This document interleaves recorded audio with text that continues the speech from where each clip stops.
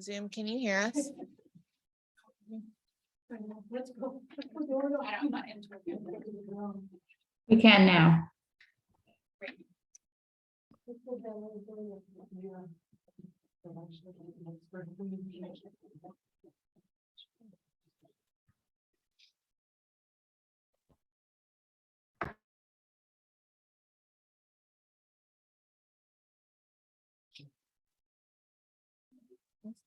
No, it's I want the training room.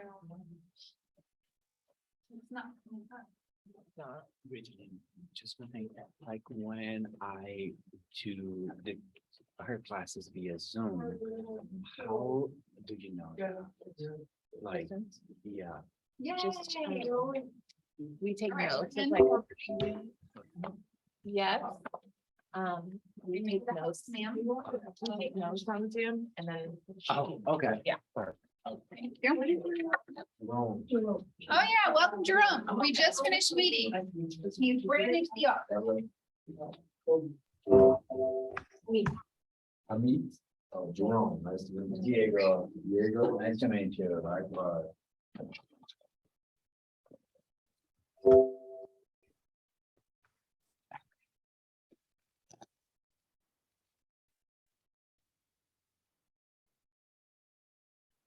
Hi, everyone at home. How are we today? Good. All right, so I'd like to remind everyone that I don't monitor the chat box for those of you watching at home and participating on Zoom. I do encourage all of your questions. I want you to stop and interrupt me. Okay, there's more than one way to get to a point. I am happy to take all the time it needs for you to understand. If I feel like your questions are off topic, I will let you know that, and you are welcome to come into my office when we finish class, and I will take my time to answer those with you. If it's far too complicated, I will schedule an appointment with you to talk about that at a later time. Okay. I am a human being. I make mistakes. Sometimes I'll say buyer or seller when I mean the opposite. Feel free to jump in and correct me. I come from escrow, so I use a lot of acronyms. I've been doing this a long time. If you don't know what I'm talking about, stop me and make me tell you. Okay, please. All right, so that being said, today we're going to talk about residential listing agreement. This contract is much simpler than our residential purchase agreement. However, it has a lot of important talking points, okay? So whether or not it's sections that we're filling out, I want you to understand them, but you should read it, you should pull it out. Even the sections we don't discuss, because your clients will maybe have questions about them and you will need to be able to answer their questions, right? And you may want to make some notes as we talk today, because some of the things I talk about are not portions that are modified, but it is a place marker, a reminder that these are conversations you need to have with your sellers. All right, any questions before I pull up the listing agreement? No? Okay. Oh, I need to be the host, love.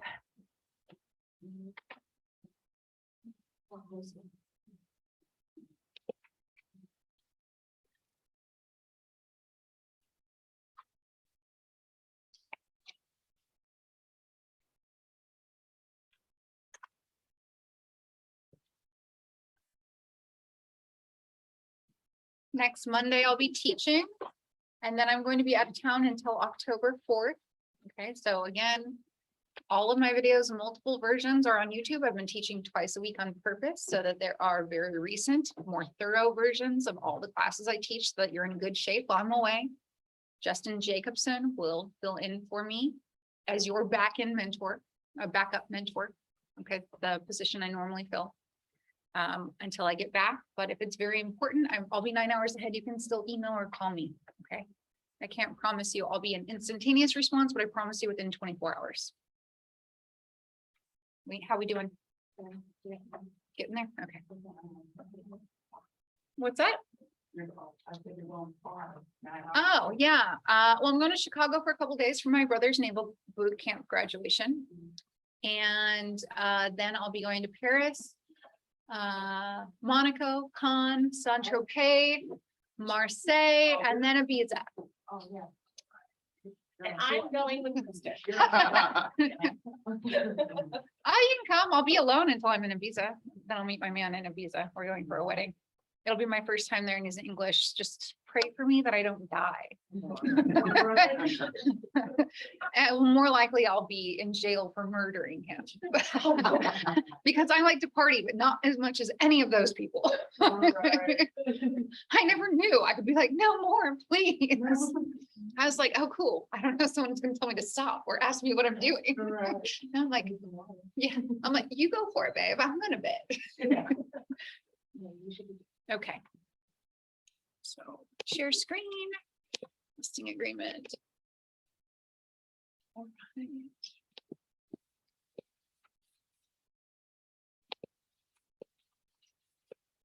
Okay, so with all of our contracts, there are going to be some disclosures that auto-populate in zip forms. That's because they're important and they should be with our contracts every time.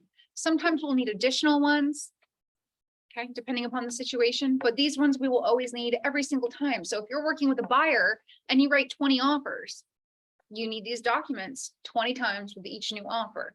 But again, zip forms is the state has kind of taken the guesswork out of that, so you don't miss these things. They've just auto-populated them with the contract. So the first one is disclosure regarding real estate agency relationship, right?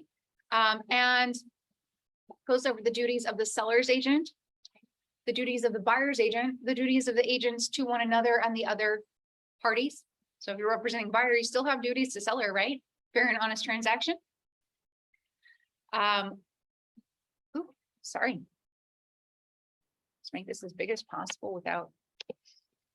And that is called what, guys, when you represent both buyer and seller?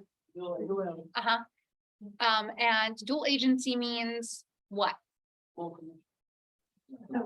Actually, not most of the time. Most of the time you provide dual compensation. It's because you got to cough up some commission to make the deal work.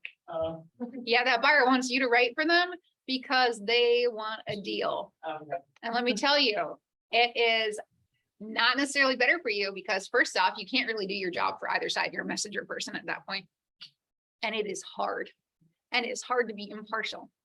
I don't do it actually, because if I have a listing, who did I rep first? Seller.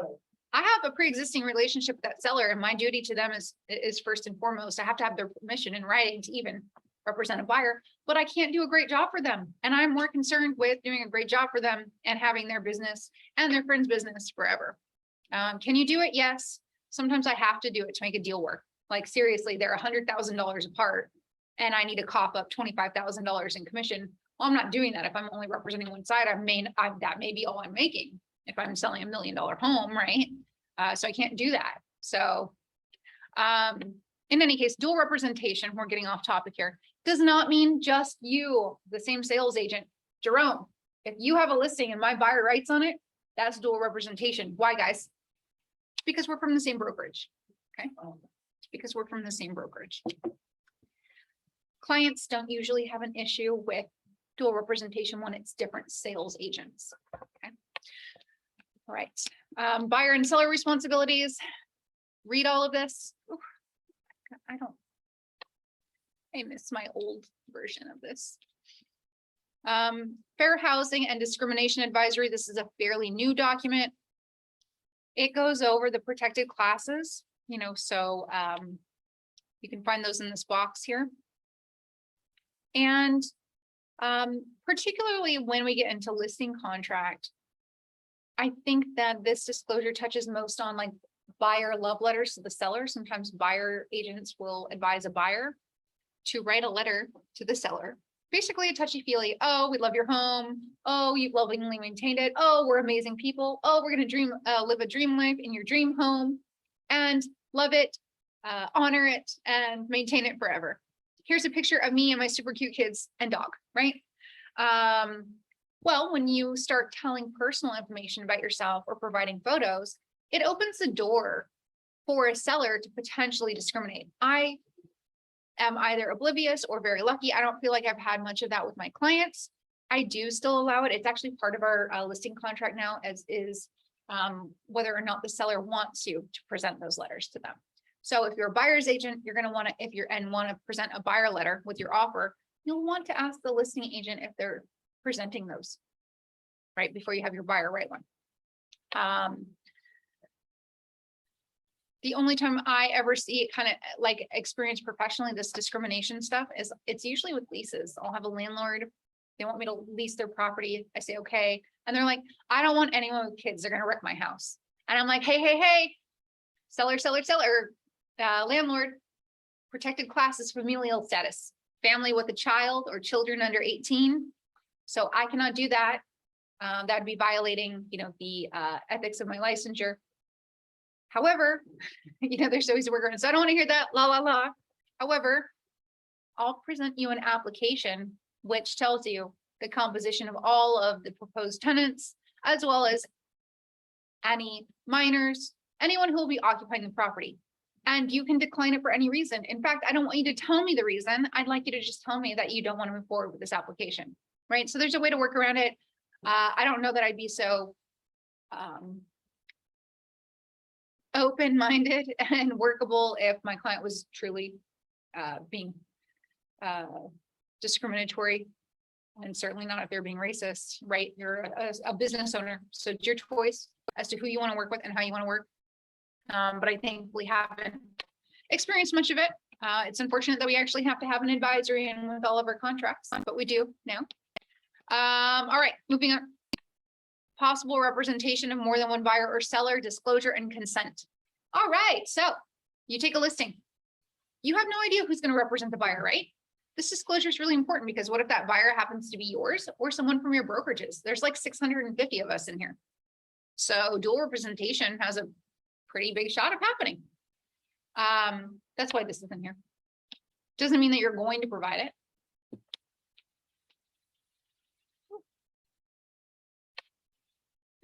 Yeah. So you can decline it if you want. 100%, you're a business owner. You don't have to work with anyone you don't want to. Once you start working with someone, particularly once you enter a contract, if it may not be ethical for you to step away because you may hurt that client, right? At that point by stepping away and someone else having to step in. But yeah, you don't have to work with anyone you don't want to. Although as a new agent, I worked with a lot of people I didn't want to work with that were really rude to me because I needed money, because I needed to live. And it certainly taught me a level of patience that I never thought I had. It's a learning experience.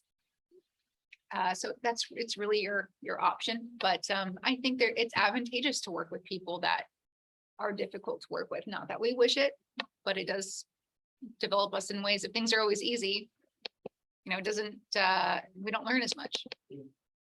Yes. Just back to the topic of lease, doesn't the landlord need to provide a reason why not? Nope. Landlord can deny an application for any reason. And they don't have to. Nope. That's one for the agent too. Huh? That's one for like the agent too, like when they, see multiple. We're talking about an application between landlord and tenant. Yeah, and like also for like an agent, like, for example, like. No, we don't have to provide a reason. I just say, I've done it before. Even with existing clients I don't really want to work with anymore, or that they don't need to buy, they're all over the place. I'd be happy to work with them, but they're too time consuming in relation to my other responsibilities. I'll hand them off to a team agent at this point because I just don't have the energy or the time. And I might tell them, hey, I'm here, you have me still, but I don't have the time to dedicate to, looking in Palm Desert or, looking from Bel Air out to East Hollywood Hills. I just don't have that time or energy level left. But yeah, I've had clients, I'm like, I really think that you'd be a better fit with an associate I have in the office. Can I introduce you? And then I negotiate a referral fee, right? But yeah, you don't have to give them a reason. However, if you don't give them a reason, they might have negative feelings. So you can always use an excuse. There was even an agent that wanted to do a co-listing with me, brought me business. I didn't think I could sell a property and I thought it'd be hard. And I was going on vacation. And I'd had COVID. I was just like, yeah, I'm not feeling well. I'm going on vacation. I don't really want to do that. I want to maintain the relationship with that agent, right? Or with the client. I want to maintain at least good feelings, but I don't have to do anything I don't want to. No means no. This is wire fraud and electronic funds transfer advisory. Okay, so this document doesn't relate to sellers so much. It's simply an advisory because once a property enters contract and opens escrow, buyers have to usually submit an initial deposit, and then a few days prior to close, usually their down payment funds. Okay, somehow criminals were finding out about these transactions. They were somehow getting email contact information for the buyers or sellers. They were posing as the escrow or title company, and they were asking the buyer or seller to wire them funds. And a lot of these buyers and sellers did because they didn't know better, and they think they're talking to their escrow or title company. Here, escrow takes their money, and in rare instances, we'll have an escrow division at a title company. That's why I'm using the term escrow and title. And in Northern California, they're the same entity. There aren't really independent escrow companies in Northern California like there are here. So once these funds get wired to the wrong place, do you think your transaction's happening? No, because the buyer doesn't have that money anymore, right? Or the seller. The seller really should never be wiring funds unless they are going to end up with owing more money on their mortgage and in their closing costs and transfer taxes than they're going to make, right? So they have very little equity. That's not very common, although it does happen sometimes where a seller might bring in money to close an escrow. Maybe they bought at the height of a market and they have to get out of their home for some reason, work related, health reasons, whatever. And so they might sell at a loss where they bring money in, but very, very rare a seller wires funds in a transaction, although this advisory is still in a seller related contract. All right, residential listing agreement, also known as RLA. Okay. RLA, residential listing agreement. All zip forms, all of our contracts have acronyms. Okay, at the top and bottom of every page. It also gives you the revision date. All right, as we all know, our zip form, maybe not all, as many of you know, zip forms or the documents in zip forms, even contracts, they're constantly revised all the time. And they say nothing to us. It is only when we have massive revisions, like we did at the beginning of 2022, that they, bother to make us aware. And we'll usually have pretty hefty training courses on that. But just keep that in mind, is that no matter how well you know the contract, before you go sign one with the client, take a look at it. Look at the revision date, if nothing else, if you don't have the time, to make sure there's nothing new. Okay, because you might start talking about something and you're wrong. And you're only wrong because there was a recent revision. All right, top left here, date prepared. Okay, the date prepared is the date you as the agent draft this document. It is not the date it's signed. It's not the date that the listing starts. It's the date that you literally draft it, and it's a legal reference date, because if you make any modification or add anything through an addendum or anything like that to your listing contract, that document is going to have a section at the top asking you what it is modifying, what it's in relation to. And you'll have to either check a box or write something in that says it's modifying or adding to the residential listing agreement. And then it's going to say dated, right? It's asking you what this date is. We're modifying the residential listing agreement dated blank. Why do you think that might be? Well, you could have more than one residential listing agreement between you and the same client, right? It's just telling us legally what it is we're modifying or adding to. Section 1, exclusive right to sell, blank seller. These are either your seller's names or the entity name in which a client holds title, also referred to as vesting. Okay, how title is vested. However, we don't enter full vesting here always, because full vesting would be something like, let's say I am married and I own a property with my husband. So, Christen Tull and let's see if I ever get a fucking ring on it. James McCabe, husband and wife. And then our vesting is how we hold title. This has legal ramifications in the case of a death, or if we want to pass on our portion of the property to different decedents through inheritance. Or if we can have the authority to sell our portion without the other, it has tax ramifications. So we can be as joint tenants, community property with right of survivorship. You guys don't need to understand that. That happens between a buyer and escrow in a transaction.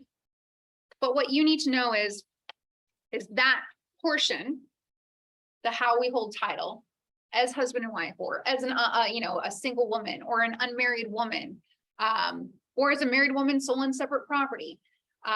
That's vesting, but part of the vesting is the names. The names are what you need. Okay, so for natural sellers, the names. And if they have initials, if they have suffixes, prefixes, the spelling, everything needs to match how title is vested. So if I'm Christen Tull on the grant deed, and that's how I hold title, your contract needs to say Christen Tull, not Christen Tull, right? Okay. What about if it's an entity? Well, if you go to property records section on the MLS, which is where a lot of agents go to find how title or how vesting title is held, it has a limited amount of characters. So particularly if it's something like a trust, you might see little brackets that say TE. There's not enough space to put the whole trust name in there most of the time. What are other examples of entities? LLC, corporations, anything that's not a natural person's name, that's an entity. Okay, it's okay to hold property title or hold vesting in an entity, but you need to get the correct full name of that entity. So where do we get full correct vesting, guys?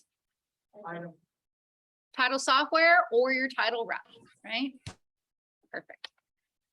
So for those of you who don't know, once you meet a title rep you like, or even if you don't know one you like yet, get title software. Title software will tell you a lot more about properties, investing and things like that than other sources. It will be accurate. It's free. They'll show you how to use it, because I can almost guarantee you every time your client wants you to work is on a weekend or in the evening when you need to know these things. And your title rep likely is not working at those hours. And so you'll need to look up the information yourself. All right, hereby employs and grants blank broker.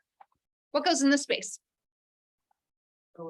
Thank you. Most of the time I get my name, the agent name. Yeah, Keller Williams Beverly Hills. If you're taking this class, that space is always going to be filled in with Keller Williams Beverly Hills. Although it's not the case all the time anymore, is it? Fairly recently I had someone who's like, oh no, we're da-da-da. And I'm like, how did you get access to this class? All right. Beginning date and ending at 11:59 p.m. on date blank. This is the listing period. Can anyone tell me what's the most common listing period? 6 months is most common, followed by 3 months. 90 days is very short. As a business owner, as an agent, I'm putting my time and a lot of marketing money, particularly in a market that's not super seller strong, into a listing. And so 90 days might be risky for me. I might not be willing to do that. But I might be willing if I thought the terms were reasonable. I don't think myself I would do anything under 90 days. So it's up to you if you want to do under 90 days, but keep in mind, this is a business decision for yourself. Not all listings are good listings. So if it's not what you believe to be a fair listing price, and the client's asking you for a 60-day listing term, is that risky for you? Yeah, you might not sell it. So you'll be out that marketing money and the time you put into it. Not to mention you list something too high. I don't know that it's particularly good for your reputation. But it's completely negotiable. And so you can have it however long you want. I did a listing agreement for 1 week once. And off market. But it was off market. I knew I wasn't going to be spending much money on it, and I was pretty confident I could sell it. And I did on day 2. Yay, to an agent in this office. Yeah. But again, I just looked at it. I looked at the price and I was like, I can do that. I think I can do that. So what should you put the beginning date on your contract? So let's say, like, theoretically, you're in a listing appointment and the seller is ready to sign the listing contract. Well, I like to have my listing agreement signed the day that the seller says they're ready to sign it. And I like to have that listing period start the same day. But this oftentimes creates a huge problem for me because the MLS requires us to enter new listings into the MLS within 2 days of the listing period start date. I don't have time to get what I need ready to get it on the MLS and market it properly the way it needs to be within 2 days. So I have two options. I have a workaround, which we'll discuss in a second. My second option is to write the listing agreement, for a time in the future, usually a couple of weeks, because I don't know how long it's going to take for my photographer to be available, take photos for me. It usually takes a day or two for him to edit them. I might need to do research. I need to do seller disclosures, order a lot of things, right? Do a lot of things, write a property description, enter it onto the MLS. That takes half a day in and of itself sometimes. So how do I do? So I can guess and I can say a week or two out. I think it's pretty hard to get a new listing ready, especially, well, they're going to do staging or any kind of work before. That's not possible. That's just not going to happen. But let's say it doesn't need staging or work, or it needs minor touch-ups and the handyman can get out there in a day or two. A week is really tight. So if I have to project, I'm usually projecting 2 weeks unless I know that it needs a lot of prep work for market. In that case, I'm probably waiting until when the seller tells me they've spoken with the people who are going to do repair work and they give me an estimated schedule. The safer route is I go ahead and I have my listing agreement start as of the day my seller is ready to sign. But I indicate on the listing that it will be a pocket listing, okay? A pocket listing still has a signed listing agreement. This is one of my pet peeves. So when people tell you they have a pocket and they don't actually have a listing agreement, they are wrong. It is not a pocket, it's a seller lead. It's a listing lead, okay? So right now we're gonna focus on the pocket, the actual pocket listing, which has the signed listing agreement. There's a place in here where you indicate that it's not gonna be marketed and you have options as to how you do it. I like to say for the entirety of my listing agreement, if it's a true pocket listing, that's how it will stay. If it is not, and I'm just using this workaround, when I know what day we're actually going to be ready to launch on the MLS, I will draft a document called the seller instruction to exclude from the multiple listings. That document also needs to accompany the listing contract if I do a pocket listing or this workaround. SELM, seller instruction to exclude from the multiple listing service. It will be part of this contract. For my workaround, when I know when I can go on the MLS, I'll draft what's called a modification of existing terms. The modification of existing terms will have two items. The first one will delete that SELM, the seller instruction to exclude from the multiple listing service, in its entirety. The second item will revise the listing period for the date I know I can go on the MLS with all of the photos and marketing materials and all of that. This is something you would constantly use in this business. And it sounds complicated, but when you actually look at the forms, it's not really complicated. So very easy workaround. All right, why would it be important that we don't put a listing on the market before the collateral materials are ready? Days on market. No, because we're avoiding days on market by just putting it on the MLS before we're ready. There's one photo required anytime you put a new listing on the MLS within 24 hours. So likely you're not going to have that photo. It's going to be a crummy photo. But do you think that you're doing the seller a service by having one photo or no photo for any time that the property is listed? No, because what gets a buyer into the property? What gets you offers?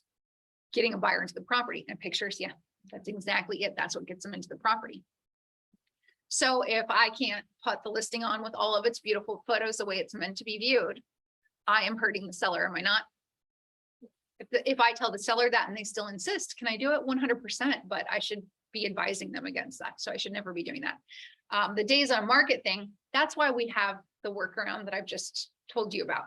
So even if you have a true pocket listing, if you at any time convert it to be a regular publicly marketed listing, unless you modify that listing period start date, when you put it on the MLS, it will show days on market, even though it's the first day on the MLS. And if we had a traditional listing, it would say 0. Let's say I've had that pocket listing for 20 days. Then I change it to a public listing through documentation. It will show that 20 days on market because I have to put the listing period start date under the contract information section of a listing I put into the MLS. Does that hurt a seller? Yeah, absolutely. We're like, oh, this is not new. Something's wrong with it. It hasn't sold. So less people will take a look at it. Less people looking at it generally means less offers, and less competition, which generally means what, guys? Lower sales price, right? So we definitely want to play with, like, look at these documents, SELM and modification of existing terms, and you definitely want to play with them and understand them because you will use them. You will use them almost every time you take a listing. All right. Yes. If in case you have a situation like this and you talk to the seller and you say, we have to scrap this. And you want a signature, have them sign, because many times I've seen that the dates are not on there, so it's going on. It is not a valid contract. The contract has to, basic contract law in California has to have a few things. It has to have consideration, time frame for services, signatures, right? It had clearly defined duties, what the compensation is for, all of that. Yeah. I actually went for a listing appointment with a seller who actually had their property listed with an agent in this office, didn't tell me. That agent found out about it, went to battle with me. I got a copy of the listing agreement. There was no listing date on there. I was like, sorry, you don't have a listing. Yeah, I can sign this listing, but I'll give you a referral fee because I'm not a dick and I don't want you to hate me. Right. But you know, the seller, they do. He already hated me. He did. He already hated me. He hated me more after that, but his seller didn't want to work with him and he wasn't selling it. And the seller's like, I want to sign with you. And I said, well, you can't because you have a valid listing agreement with another agent. It doesn't matter if he's in my office or not, whether he likes me or not.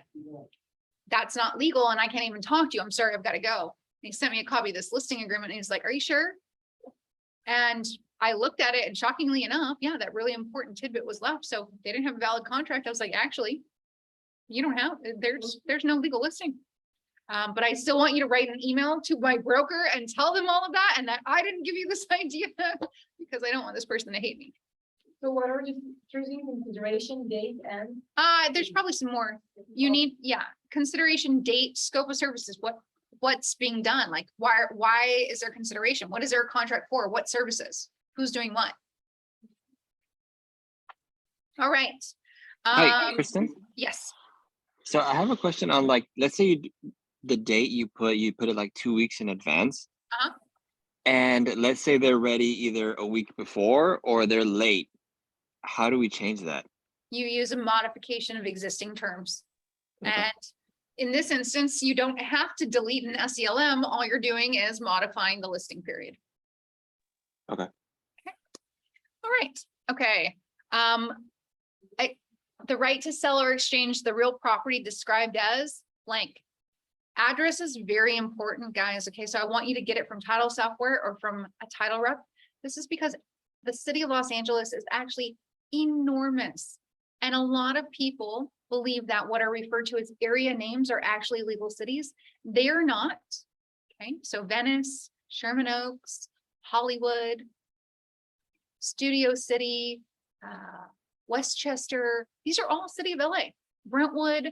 Okay, these are all city of Los Angeles. And this is really important because the state has transfer requirements, things that must be done, reports that must be procured and provided to all the parties in order to close a transaction or provide proper disclosure or both. However, cities can have more stringent requirements in addition to what the state requires, and the city of Los Angeles does. And if you don't have the correct city name on there, there's a lot of work that's done by escrow, title, and the other agent. And if they're not super familiar or skilled and they don't see that it's city of Los Angeles, they might miss it and not realize that these things are required. That's going to be few and far between, but set yourself up for success. You need to have your legal city name on here. Okay.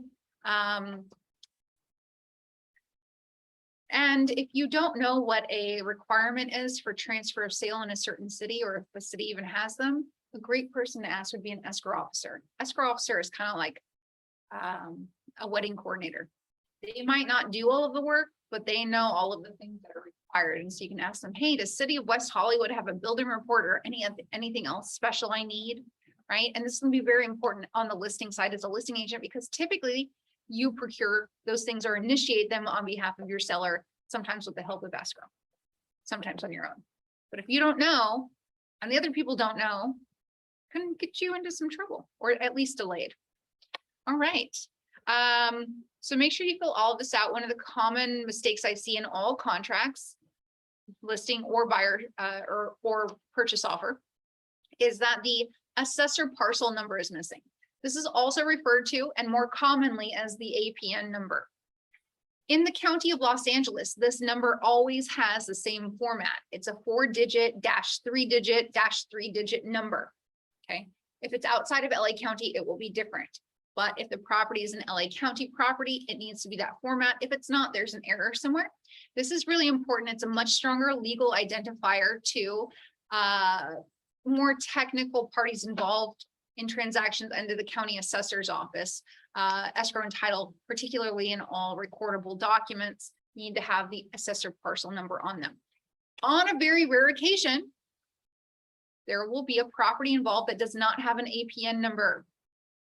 This typically is associated with new construction or a condominium where the HOA has a land lease. This means the building does not actually own the land upon which the building is built. Okay. It is rare, but it's not uncommon and there's nothing wrong with it, but you do need to know the process in some areas, not usually for us, can be a little bit different. So if you can't find an APN number, pick up the phone, call your title rep, ask them if they can find one, and if not, can they explain to you why it doesn't have one? Any title rep is going to be educated more than enough to explain that to you. The second, or this box down below, this property is a manufactured mobile home, and you need to add a manufactured home listing addendum. So you check this box and either zip forms auto populate. Sometimes when you check boxes in contracts, it auto populates into the zip forms file. And once you're finished filling this out, you'll go into the next document in your transaction file and you'll fill that out. Sometimes you click a box, it does not. So you'll need to be conscious of that, write that note down and make sure anything that you're saying is going to be attached, you actually do create and attach, because once you click a button, it is technically part of the contract. Do you have a valid listing contract if you have an addendum marked here and it's not there and there's no signature on it? No. All right, so with mobile homes specifically, I want to remind you, real estate agents are not very often involved in their sale in this area. And that is because we are not legally allowed to represent a mobile home sale unless the owner of the mobile home also owns the land upon which it sits.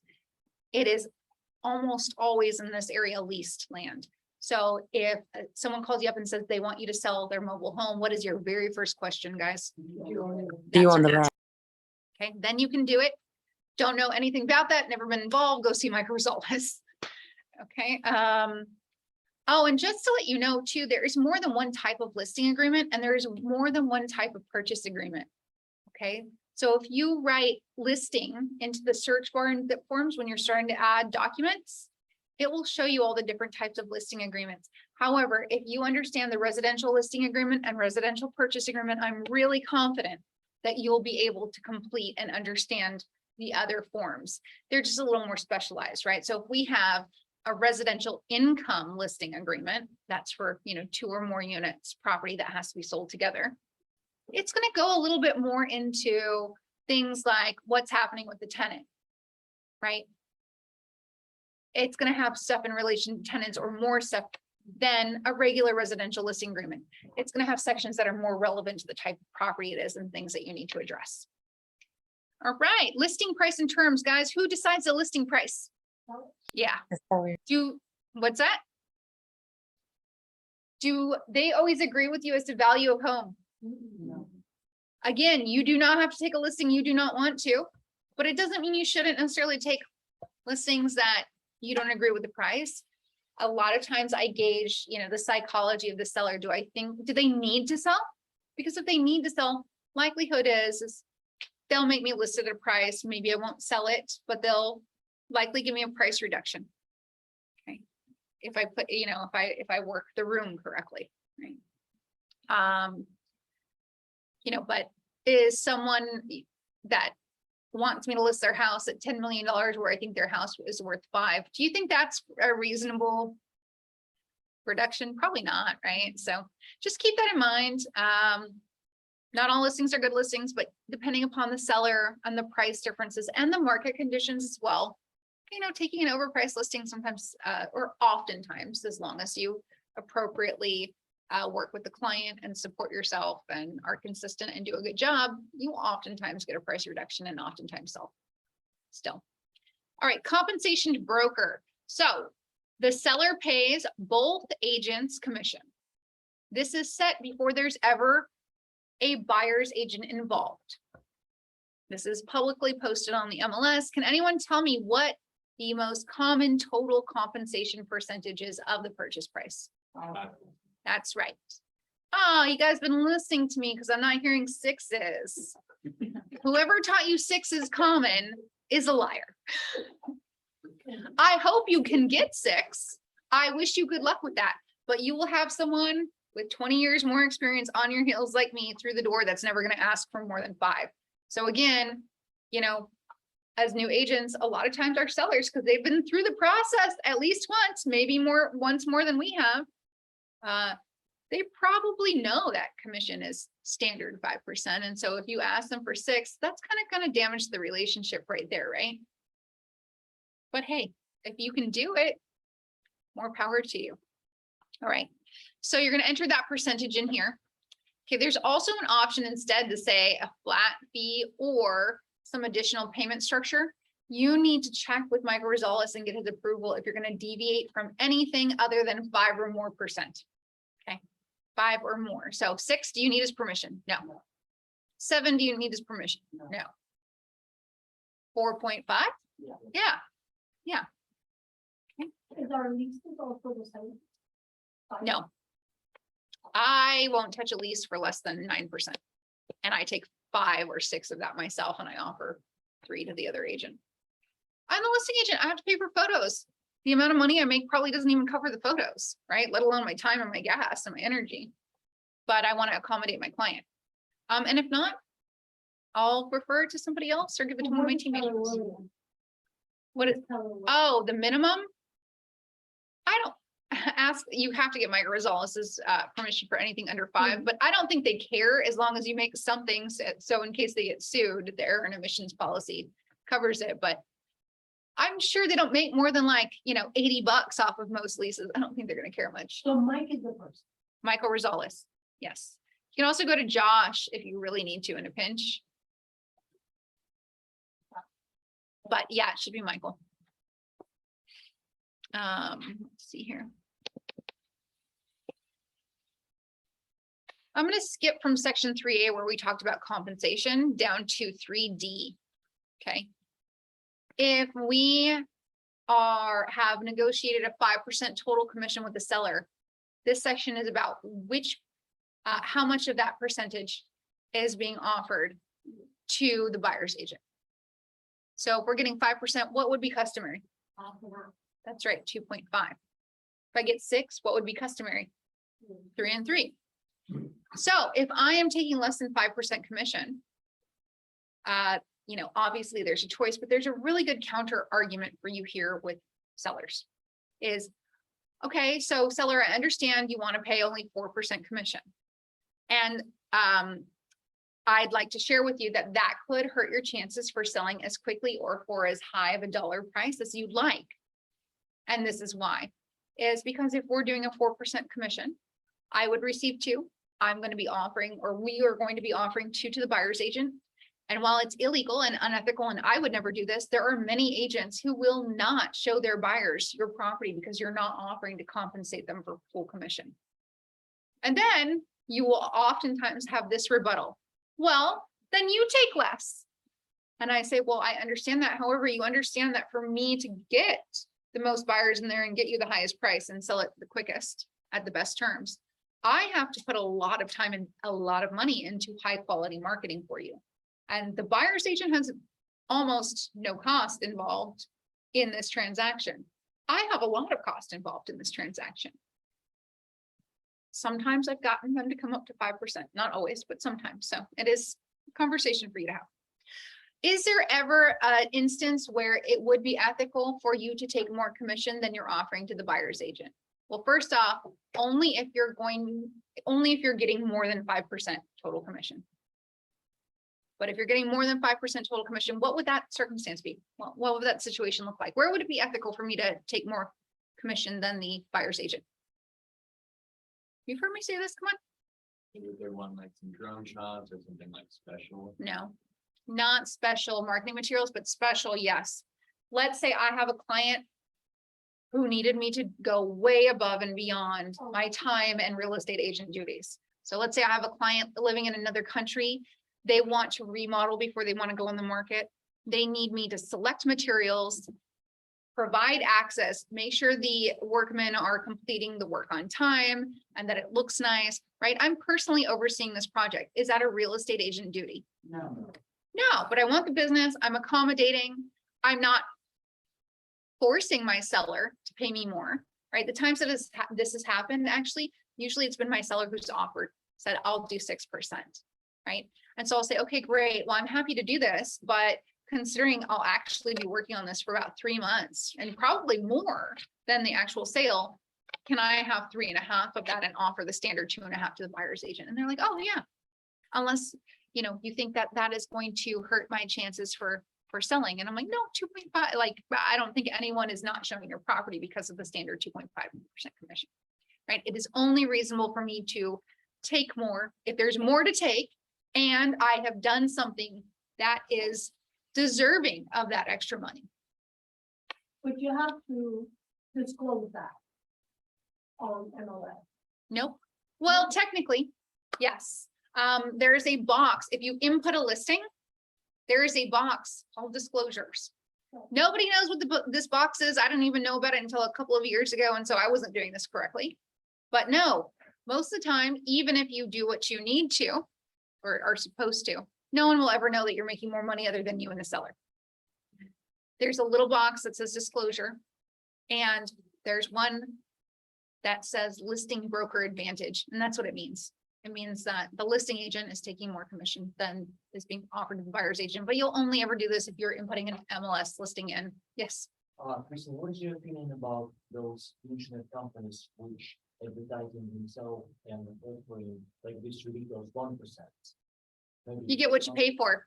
This is a conversation I'll talk to you, like I often talk about this in listing presentation class. We're getting a touch off topic, but I'll say this really quickly.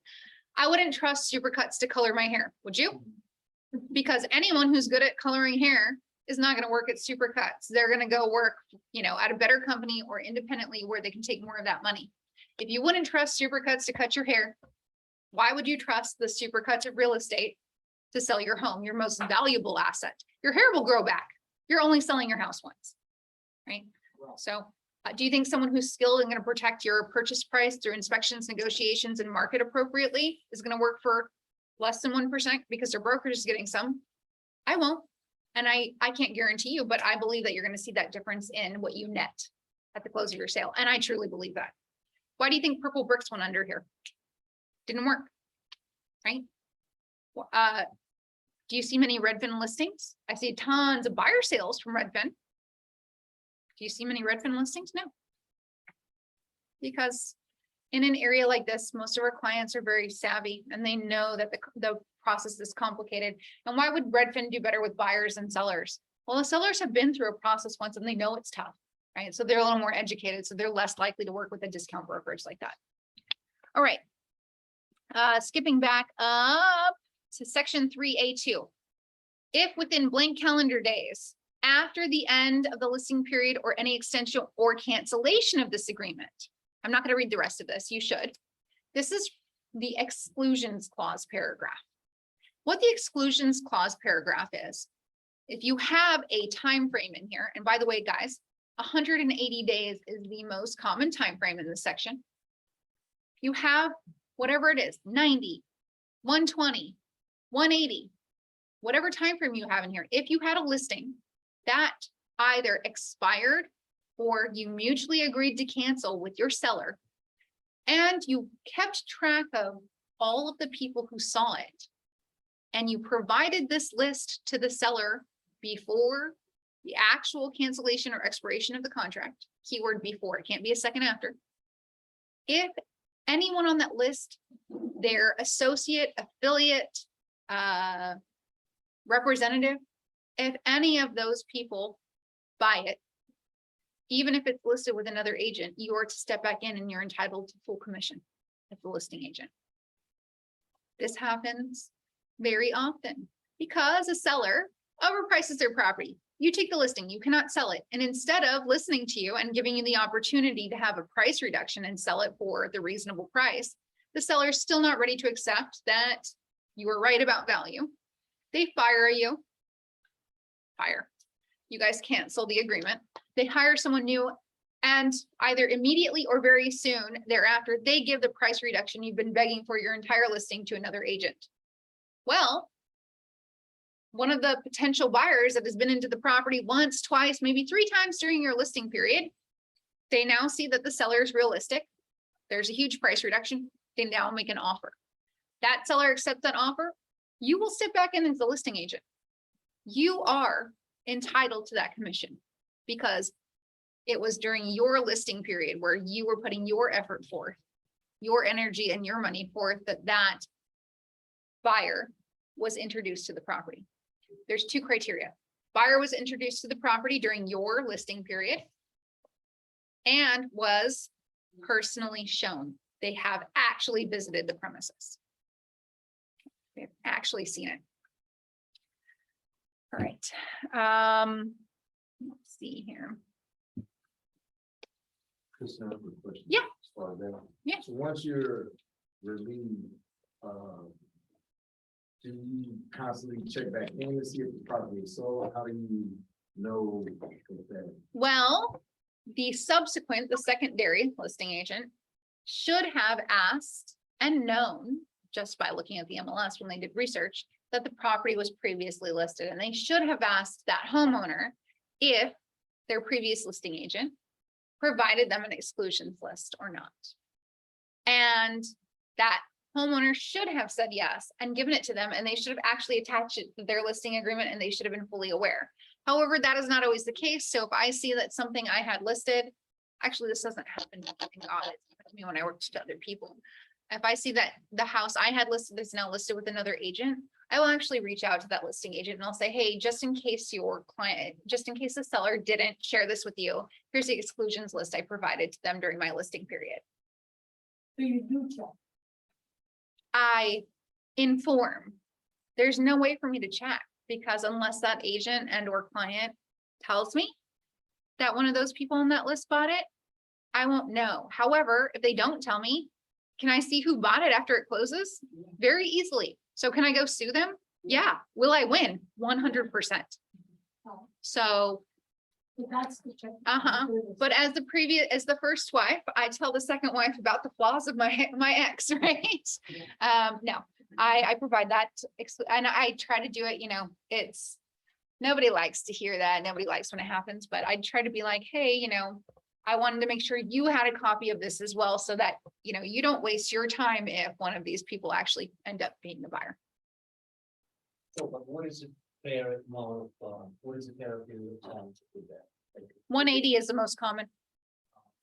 180 days, yeah. because let's say in a 180 days, so the property is again on the market with another agent, and it's being sold to someone who sold this property 6 months ago.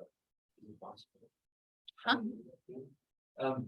If in 6 months for example, the property is on sale again with a different agent, but interested party in buying is your client who was seeing the property 6 months ago.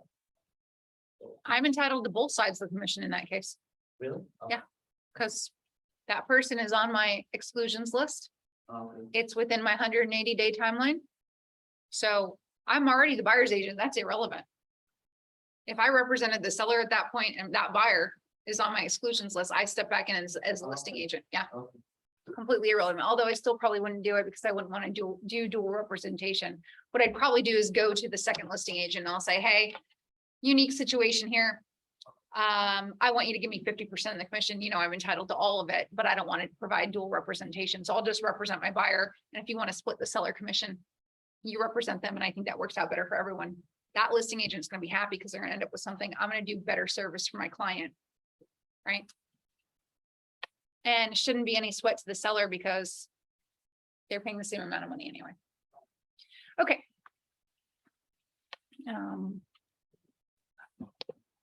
Let's see.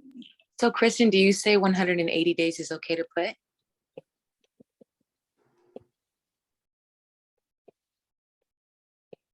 Okay. We talked about this section already here about this is what we're offering, what for, you know, what percentage of the purchase price we're offering to the buyer's agent. Section F, seller represents that seller has not previously entered into a listing agreement with another broker regarding the property. Remember, I told you, theoretically, the second listing agent in our last section, discussion we're having, they are required to ask the seller and they're required to know. And so if you're chasing expired listings, guys, there will always be something in section F. And your first question to them should be, may I see a copy of the cancellation or the listing contract that was previously expired? Verify that it's actually expired or canceled. Second question, did your previous agent provide you with an exclusions list? If so, may I please have a copy because I'm going to attach it to our listing agreement. And guys, that's under section F2. Property is transferred to any of the following individuals of entities. And you would see attached exclusions list from previous listing broker. Okay, it should be part of your listing contract.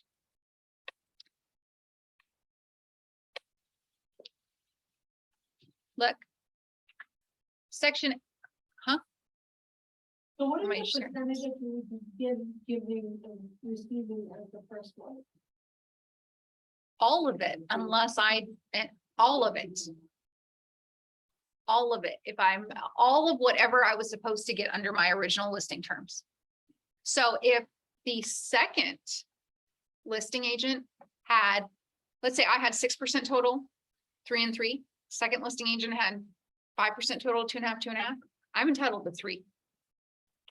So why would? And in the instance where I was representing both parties, like we just talked about, I'd get 2.5 because that buyer has nothing to do with my previous listing contract, right? Only my representation of the seller does. So I would get the 3 and the 2.5. So the second agent should be avoided for all practical purposes. The people on the list. Oh my God, no, how unethical, because your job is what? Representing the seller, not yourself. So if the best offer that they get, if they get an offer from one of those buyers, is it ethical for you to try to steer them away from it? No, because it's only for your benefit, right? No, no, no, So where's your compensation? you're fucked. Okay. Yeah. No, you could take a cancel listing. These names still, So you don't have, of course you can take an expired or canceled listing. You should still take it. Expired or canceled, you should still take it. But yeah, there's risk. Oh, because you're not actually 100% sure that them people are gonna buy it. Those Yeah, you're that not, are new, yeah, you're fine, And if as you're- long as it's not, and even if it was someone who saw it, most agents are so lazy and disorganized, they don't keep track of who they showed the property to, and they don't deliver it to the seller before the cancellation or expiration. Oh. Right. But you're not gonna be a listing agent like that, you're going to keep track of this because Right. you can get more money.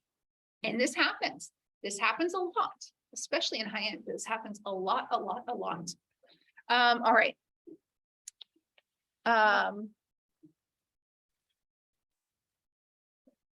Let's see.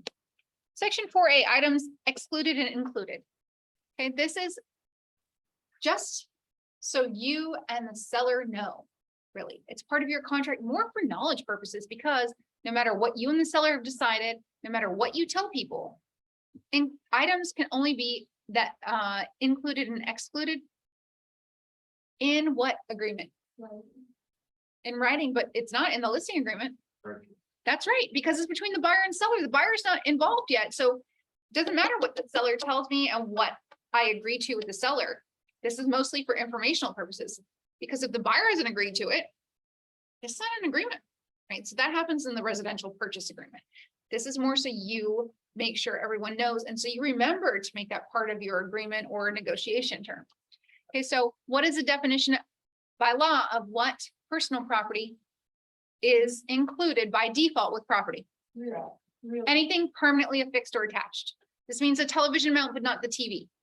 This means curtain rods, but not curtains. Blinds, yes, right? So, however, most of our clients do not know this legal definition of anything permanently affixed. Okay, so when you take a listing, you'll want to educate your client about this and go through things like there's no light fixtures or chandeliers or anything or this or that you want to take. How about appliances? Most of the time they stay with the home, but not always, you know?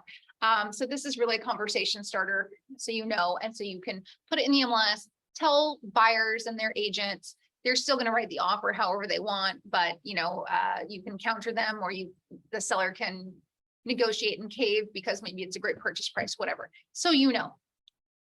And what do I always say about inclusions and exclusions, guys? I don't care if you know the legal definition. The other agent might not. The other parties might not, because they just don't.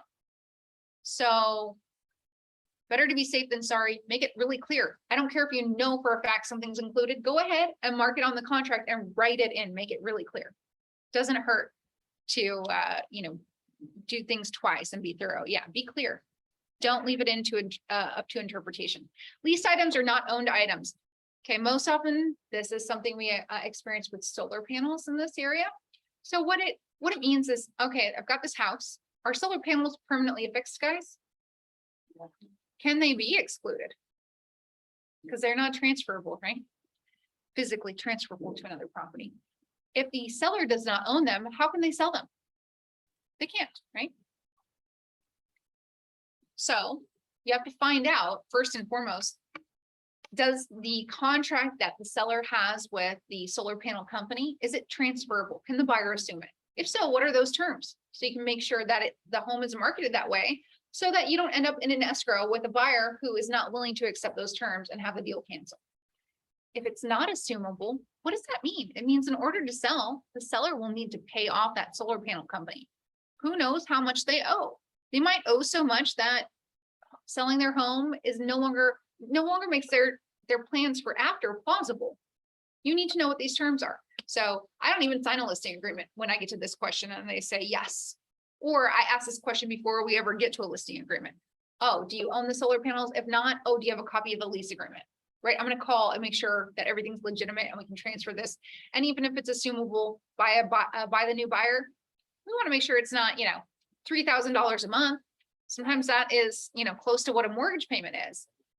I've never heard that. I'm using it as an example. I'm being extreme, so you know. Yeah. And there is a standard, there is an industry standard for what most terms are, what most conduct is, who does what, but everything, and you'll hear this over and over again, everything in real estate is what? That's right. Everything is absolutely negotiable. Okay, you might not be able to get out of obtaining certain reports and documents, but who pays for it and who does that work is negotiable, right? There's a way we typically do it. There's a normal way, but at the end of the day, if I want the property and the seller says to me, buyer, if you want this property, you have to do this, I can choose to do it. I can choose to pay it, right? If I want that property, and vice versa. All right, multiple listing service, MLS. This is where all of the homes that are publicly listed are put for sale. It's where we get information for sales comps for CMAs, so we can advise buyer over prices. Guys, not all agents have the same MLS. Okay, different areas are governed by different boards. Ours is GLAR, Greater Los Angeles Area Association of Realtors. And our MLS is called CLAW, Combined Los Angeles and Westside. But did you know the Valley has their own? It's like SRAR, I don't know what it stands for. That's fine, because most MLSs cooperate and we can see each other's listings. However, not all of them do. It's very rare. I've only run into an instance in some small town on that's on like not even, it's like an hour away from Mammoth. Client asked me to look at listings there. I couldn't find anything in that city on the MLS. So I called up the MLS and I'm like, huh? What's wrong, right? I checked the name of the spelling of the city and they're like, oh, that MLS does not cooperate with ours. Do you think it's ethical for me to take a listing? Because I can only enter listings into my MLS. Is it ethical for me to take a listing of a property in an area whose MLS does not cooperate with the one I'll be entering it into? No, why is that? The agents in that area that will not see that property. Yeah. The agents in that area will not see that property. So does that hurt the seller? That is why it's unethical. So what are my options in that instance? Co-list with an agent over there or refer the property to an agent over there. Okay. However, you do need to let, even when your MLS cooperates with the one that is the primary for the area the listing is located in, you do have to indicate that you're not the primary MLS by checking this box here. But I want you to have a very strong understanding of why that most of the time is completely irrelevant and why it is very relevant when it is because agents in that area need to see the property. So you do need to check the box. So even if I list a property in, Encino, I need to check the box for is not. And I need to put here the name of my broker MLS, which I just told you is CLAW, C-L-A-W, which is the acronym can go in there. It stands for Combined Los Angeles and West Side. I saw a hand. Yeah. The city that was on the other side that was not cooperating with the MLS. Could you as an agent here become a member of that MLS? I don't know, but honestly, most of them that aren't going to cooperate with us are going to be so far away. Even if you became a member over there, could you reasonably show the property? No. Could you reasonably service a client? No. So would you need co-representation of some sort? Yes, those are your only two options. Co-representation or referral. And honestly, if you're not doing the job and you're not even familiar enough with the area, you can't even look at listings there. Do you think you know what escrow and title requirements and all of that are in that area? No, it really should be a referral. Someone is stupid enough to co-list with you. I guess that's on them, but you're not really co-listing because you're not doing anything. Yeah. You're not. Yeah. How can you advise them about price or what's normal or what's not? You can't. Okay. Section 6 goes over benefits of using the MLS, impact of opting out the MLS. It's basically educating clients about why a pocket listing is not necessarily a good idea. Buyers and sellers think pocket listings are sexy a lot, huh? In fact, as a new agent, you might even, because people think it's cool. No, it's not cool. A pocket listing usually has something wrong with it. Okay. Usually the seller is unreasonable and wants too high of a price. Otherwise, it would be publicly listed. Not always though. More often, what a buyer really thinks is sexy, or a seller really thinks is sexy, is a listing opportunity, something that is never even a pocket. There's never a listing agreement. This is between, like, when you start talking to a seller, who's like, if you brought me a good buyer, I would sell, but no, I'm not going to sign any sort of listing agreement, right? This is a listing opportunity. Most of the time, for a buyer, this could be a good opportunity because there's probably not much, if any, competition. Only a few people know about this. Maybe they can get their foot in the door before other people, right? This is what could, but is not always. This is what could be, that sexier opportunity. A real pocket listing, there's a reason. Seller's weird, wants too much money, something like that, okay? Pocket listings is also easy for an agent to step into an unethical territory in their own behavior. Right? If I have a pocket listing, it's very easy for me to, pick and choose who I share it with. Exactly. And is that to the seller's benefit? No, it's to mine. That's not okay. That's unethical. So pocket means covering the market, right? It's Pocket off market. listing has a signed listing agreement and is not on the market. Okay. Also referred to as off market. However, I'll tell you this right now. Even the most skilled, schooled agents who know the difference will call something a pocket listing and it's not. What's the one criteria for it to be a real pocket listing? The keyword is listing. Listing agreement, yeah, a signed listing agreement. Why is this important? Why would you care as the buyer's agent? Because it covers who's being compensated, how, and by which party. So do you want to show your buyer a property that there is no listing agreement on? No, because you might not get paid because the seller has not promised to pay anybody anything.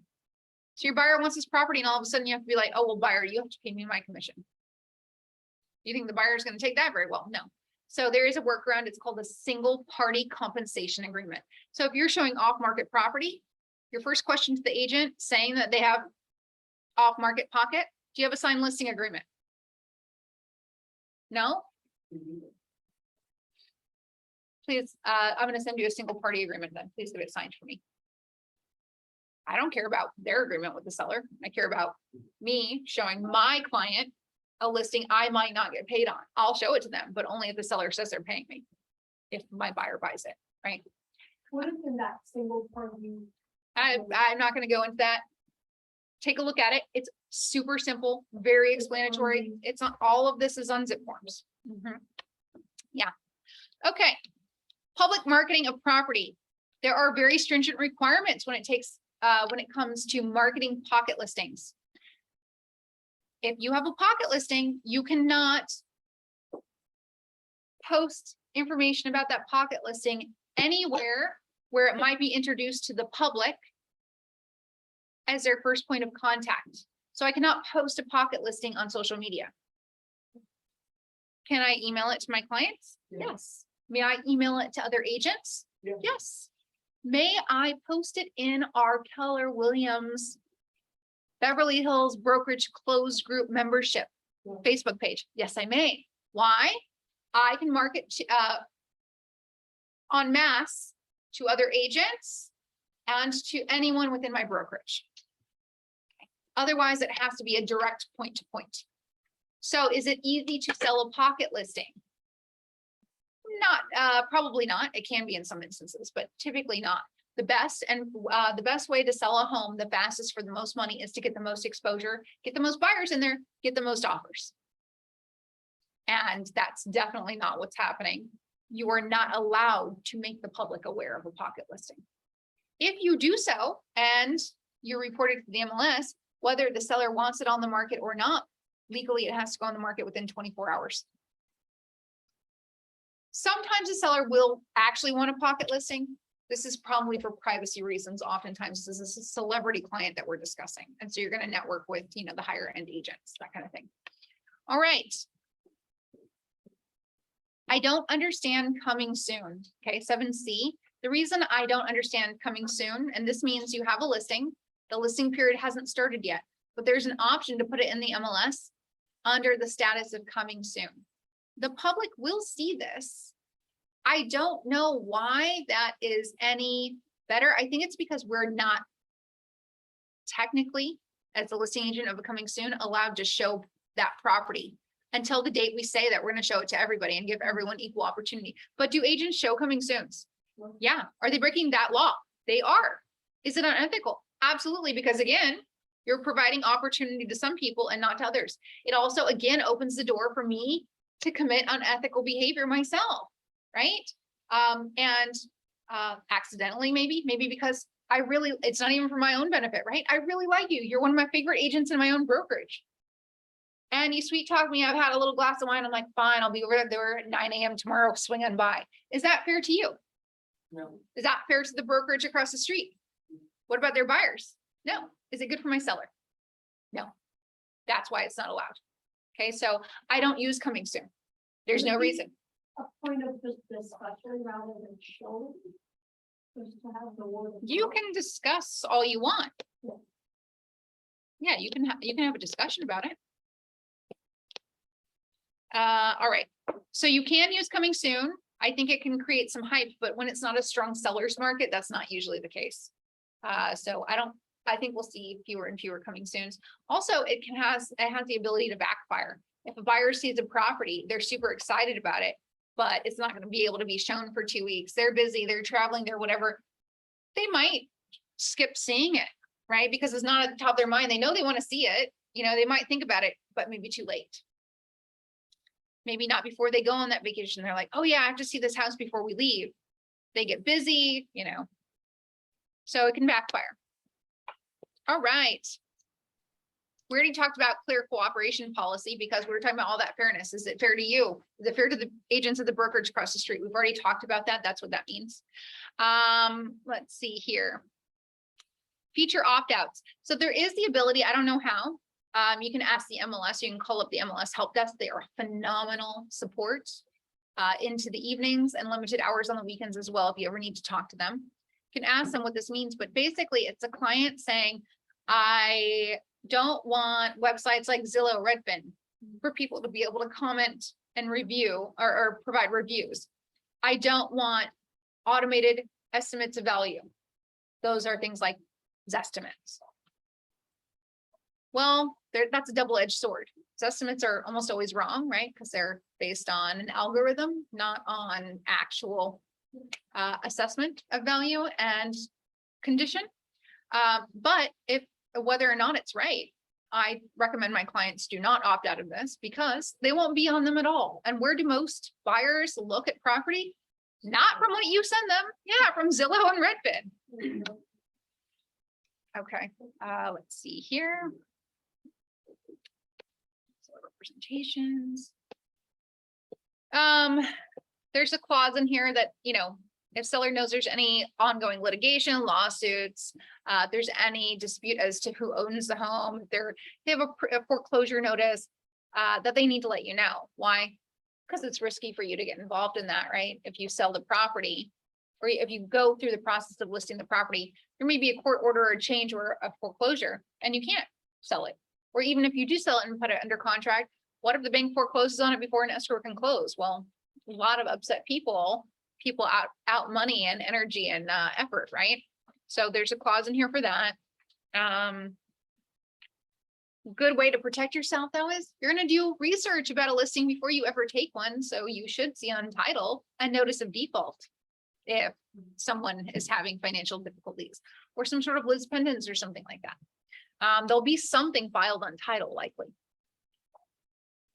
If you don't, Have all that, right? and a title rep will be able to explain it to you. So even if they have it, you might not understand it. And that's normal because it can look like anything. And a lot of stuff that looks scary doesn't mean anything. So I would highly recommend you engage a title rep to explain it to you. Buyer supplemental offer letters. Remember I told you it's actually part of the listing contract now as to whether or not the seller wants to or not receive them.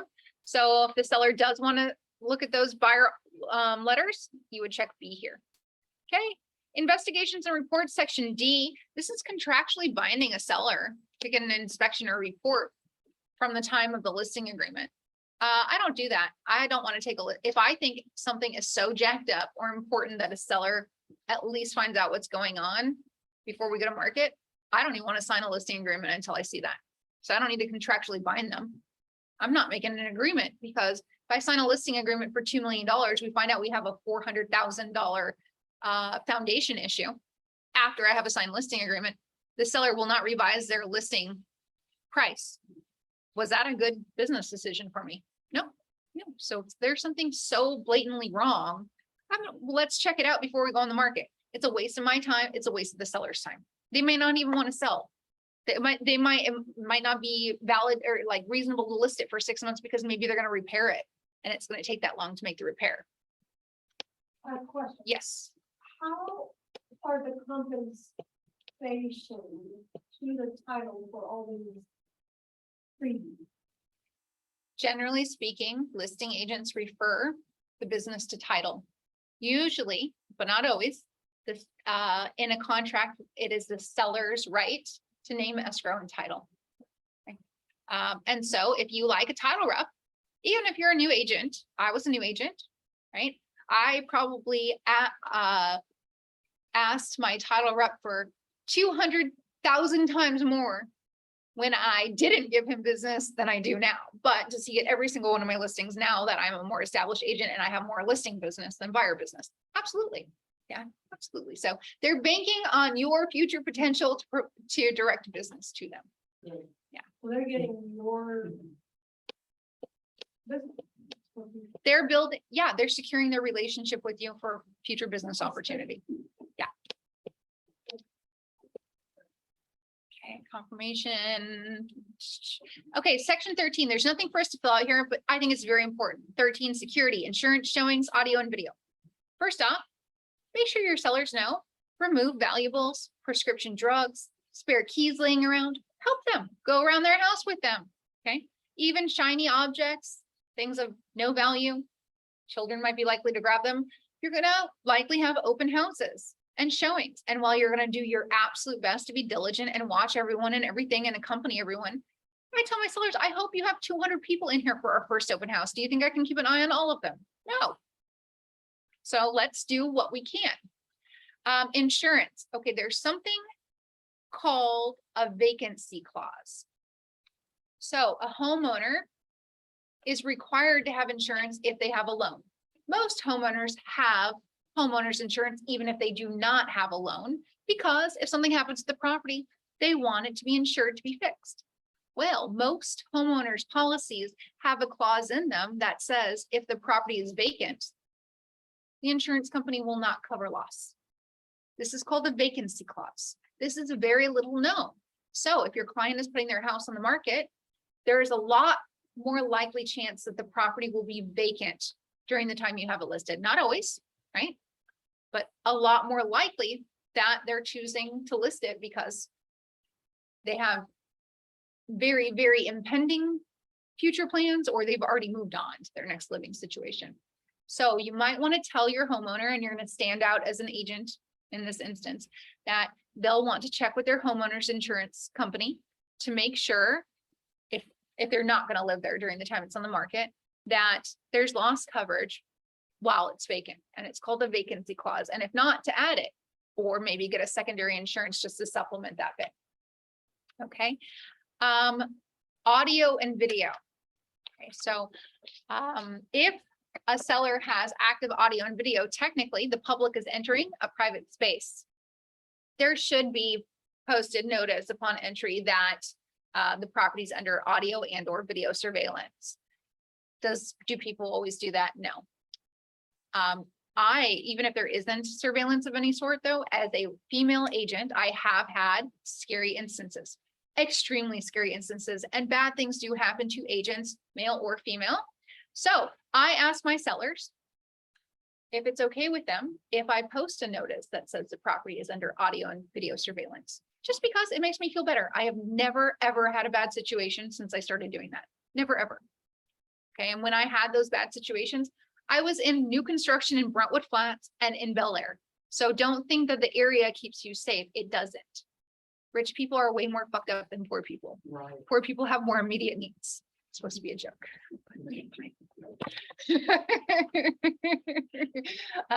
No, people drive around, right? Those of you, like if you're doing showings with people you don't know, like someone calls you up from your listing, this happens. And a lot of times these are the people who buy the property. Okay, you need to go show that property, but you don't know who they are. You don't know if you're safe. Make sure someone knows who you are. Do your little like share location thing on your phone. If you ever feel uncomfortable, don't do it. Okay. Or bring someone with you. Okay. If you start to feel uncomfortable during an appointment, make that, leave, or make sure that someone is, that person making you uncomfortable is aware that someone knows who you are, where you're at, who you're with, and that you should be checking in with them very shortly. And make sure it's someone who cares about you and who fucking who will call you if you don't call them in the 15 minutes you said that you were going to call them. Okay. So just take care of yourself. And no sale is worth feeling uncomfortable or putting yourself in harm's way. And any client who is upset because you're preserving your safety, fuck them. You don't want to work with them anyway. Not worth it. That's not a seller who's going to close an escrow if someone is that nasty. I'm surprised you even got it listed if they're that nasty. All right, photos and internet marketing. Sometimes a client will not want photos of their home. Well, sorry, client. If it's going on the MLS, we have to have how many photos at a minimum within 24 hours? One. We have to have at least one photo, so we can maybe do an exterior photo, but good luck selling a house where there are no photos, unless it's tear down and it's really rebuild opportunity. Yeah. Key safe lockbox. So where a contract is written, it says that the seller does authorize lockbox. Are lockboxes more common than accompanied showings in our area? No. Can you do them? Absolutely. I'm just saying that the contract is written to where that's the default. So you want to check it if the client does not want a lockbox there. Even if you have a lockbox there only for your access reasons, you still have to make sure the contract reflects that and just have a private agreement, or under additional terms, you can write out what that agreement is with the seller. Yes, there'll be a lockbox, but it will only be accessed by myself or my team for our access purposes. No other agent or party will ever be aware of it. Sign. Okay, not signs, the way our contract is written, unless you change it, it says the seller does authorize you to put a for sale sign in the yard or wherever. Not all cities allow for sale signs. Okay, some of them allow them, but they're restricted sizes. Beverly Hills, for instance, the sign's like this big. Okay, so if you don't have one this big, can you put a for sale sign in on your Beverly Hills listing? No. And Beverly Hills requires that a permit's on there too. You can go down to the city, you can walk to it from here. I think it's like 25 or 30 bucks, lasts for 1 year. But you do need that permit. Some HOAs have restrictions on them as well, size, if you can have them at all, location, that kind of thing. So make sure you check not only with your client if you're listing a condo, but also the HOA management company. Okay. Additional terms, management approval. Mediation, arbitration, entity seller. So if your seller vesting was corporation, LLC, trust is very common. You'll need to check this box here for entity seller, and it will auto populate in zip forms.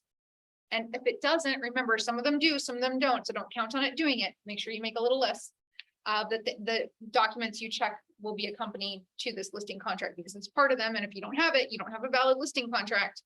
If you check this box, CAR form RCSD-S will populate. RCSD-S stands for representative, capacity, signature, disclosure. What do you think the -S stands for? Seller, because we can have one for the buyer too. That's -B. There are 2 RCSD dashes, 1B, 1S. So if you're writing a listing agreement, which one is it always going to be? The -S form. This is required, and it explains the person who's actually signing on behalf of the entity. It explains their capacity and authority to sign and sell on behalf of that entity, right? Because just because I'm a trustee in a trust, does that mean that the trust says I have authority to sell this property? No. Also, the trust could say, you need these 3 parties, these 3 trustees to sign, but not all of them have to sign. So a trust, documents like that, they're set up customized. There's no one way. So you, in addition to getting the RCSD, you probably trust your seller, but you might want to ask for, if it's a trust, a copy of the trust at that point, or corporation articles of incorporation, and something explaining the powers of the managing members, that type of thing. You want to see proof. And title and escrow will 100% need copies of those in order to complete a transaction. So it's something you're going to need anyway. Set yourself up for success. Take a look at it. You likely won't understand it. So who can you send it to on one of your new listings if your sellers agree to give it to you? Title rep. Okay. All right. And then seller sign, you got your signed listing agreement. If you are co-listing with another agent who is from a different brokerage, you will check this box down here, and there is a zip form, a CAR form for that. ABA, additional broker acknowledgement. Okay. Goes over who does what the commission sharing is between you and the other, or our brokerage and their brokerage, and how everyone's going to split costs. Okay. There's a seller's advisory. I recommend you read through this, but nothing else to fill out. And so that is it, guys. Does anyone have any questions for me?